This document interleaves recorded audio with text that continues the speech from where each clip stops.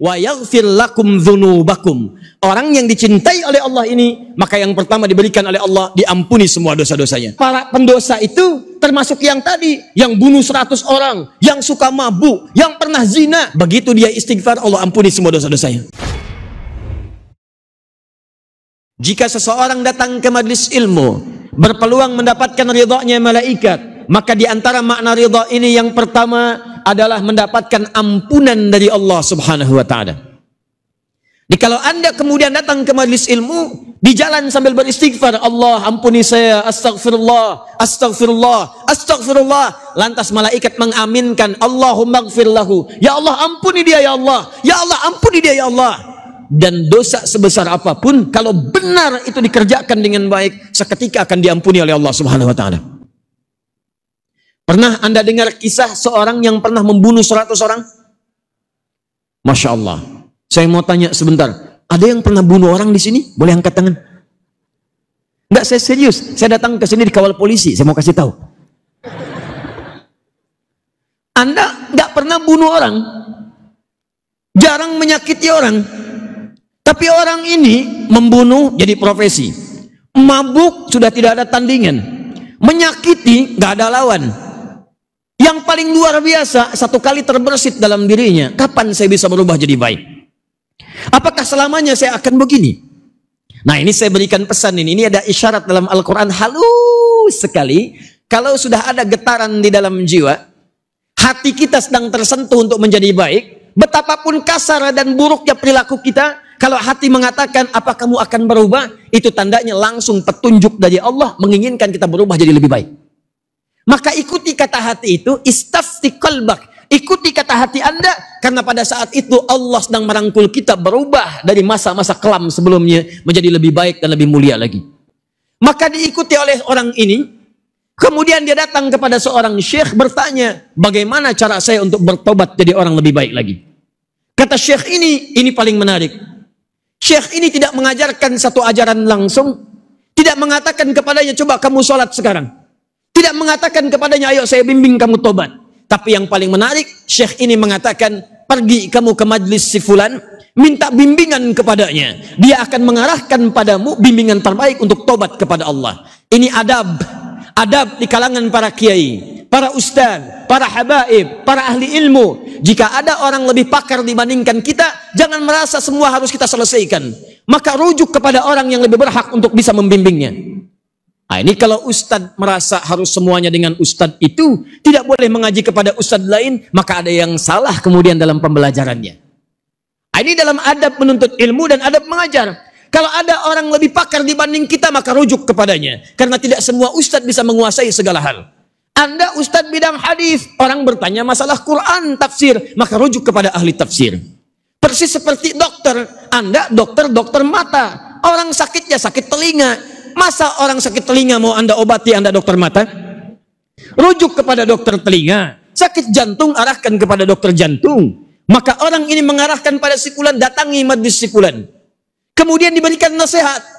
Di perjalanan, mintakan ampunan kepada Allah. Sambil berjalan, sambil istighfar. Sambil jalan, sambil istighfar. Maka orang ini saat berangkat, kemudian dia istighfar di dirinya. Ya Allah, ampuni saya ya Allah. Astagfirullah. Saya punya dosa banyak ya Allah. Dosa saya besar ya Allah. Di perjalanan dia istighfar kepada Allah. Ditempuh dia jalan menuju tempat yang dia maksudkan untuk menuntut ilmu. Tiba-tiba Allahu Akbar. Belum sampai ke tujuan. Ini tempatnya, dia tiba di tengah-tengahnya. Hanya lebih sejengkal saja.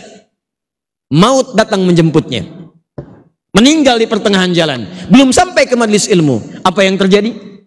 Karena istighfarnya itu, dia bertobat kepada Allah. Maka orang taubat itu rumus Al-Quran. Buka Quran surah kedua Al-Baqarah di akhir ayat 222. Paling kanan di pertengahan di mushaf. Quran surah kedua di akhir ayat, Masya Allah, 222. Perhatikan rumusnya. Innallaha yuhibbut tawabin.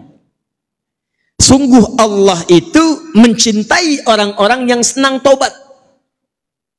Cinta dengan orang-orang yang suka mengoreksi diri. Jadi sering saya katakan Allah itu lebih cinta orang tobat, orang salah yang tobat dibandingkan orang soleh yang tidak pernah merasa diri salah. Saya ulang, Allah itu lebih cinta orang salah yang tobat dibandingkan orang soleh yang selalu merasa benar. Tidak pernah merasa diri ada yang salah dalam hidupnya. Maka ketika seseorang itu bertobat kepada Allah, rajin istighfar, awas hati-hati. Setiap kita manusia biasa bukan nabi, maka tidak akan berlepas dari dosa. Demi Allah saya katakan, setiap hari yang kita kerjakan tidak akan pernah tubuh kita terlepas dari dosa. Ini saya contoh ya. Hari ini aja, siapa yang tidak pernah punya dosa? Hari ini aja, boleh angkat tangan. Tuh. Yang dosanya sedikit, angkat tangan. Ya Allah tuh senang kalau ada orang tuh sering taubat. Astagfirullah, astagfirullah. Saya kasih rahasia ya. Ini diantara kita saja nih. Ada kebiasaan calon penghuni surga yang sering dikerjakan di bumi. Jadi kalau Anda melihat orang seperti ini, kata sebagian pakar tafsir, itu orang adalah orang ahli surga yang sedang Anda lihat di bumi. Dan surganya itu surga spesial. Di surganya persis di taman surga, tempat yang paling indah di surganya. Apa kebiasaan orang ini? Itu orang suka istighfar menjelang subuh. Di malamnya dia bangun, dia tunaikan tahajud, begitu menjelang subuh dia istighfar. Astagfirullah, astagfirullah, astagfirullah. Itu ada di Quran surah ke-51 ayat ke-18, paling kanan di pertengahan di mushaf. Quran surah 51 ayat ke-18. Wabil asharihum yastaghfirun. Tahan. Nah, kalau orang banyak istighfar, naik status dia. Statusnya jadi hamba yang dicintai oleh Allah Subhanahu wa taala. Kalau sudah naik status jadi hamba yang dicintai, maka hal pertama yang Allah berikan pada hamba itu, maaf, bukan dunia. Dunia terlalu kecil kata Nabi. Kalau ada manfaatnya maka walaupun sebesar sayap nyamuk akan diberikan kepada orang itu. Tapi karena terlalu kecil, manfaatnya nggak banyak, maka yang diberikan oleh Allah bukan dunia pada yang dicintainya. Yang pertama kali diberikan adalah ampunan dari semua dosa-dosa yang pernah dikerjakan. Buka Quran surah ketiga Ali Imran ayat 31. Paling kiri sebelah atas di mushaf. Quran surah ketiga ayat 31. Perhatikan kalimatnya. Qul in kuntum tuhibbunallaha fattabi'uni. Sekarang perhatikan kaidahnya. Yuhibbukumullah. Ada orang yang dicintai oleh Allah Subhanahu wa taala. Di Ali Imran ayat 31 kata Allah, ada orang yang dicintai oleh Allah. Di Al-Baqarah akhir ayat 222, di antara orang itu adalah orang yang senang istighfar. Lalu apa yang didapatkan oleh orang yang senang istighfar ini? Lihat ujung ayatnya. Wa yaghfir lakum dzunubakum.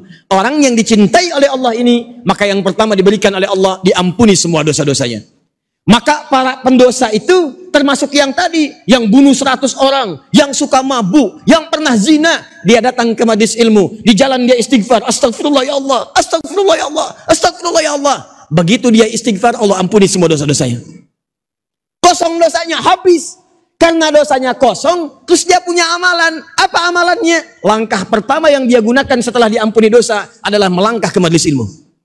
Begitu tiba langkah pertamanya, dihitung sebagai amal soleh. Begitu mengerjakan amal soleh, wafat orang ini. Saat wafat itulah kemudian kata Allah, pahalanya dituliskan, masukkan dia ke dalam surga. Kisah ini diabadikan isyaratnya dalam Al-Quran di surah yang keempat An-Nisa ayat yang ke-100. Paling kiri sebelah bawah di mushaf. Anda lihat Quran surah keempat ayat yang ke-100.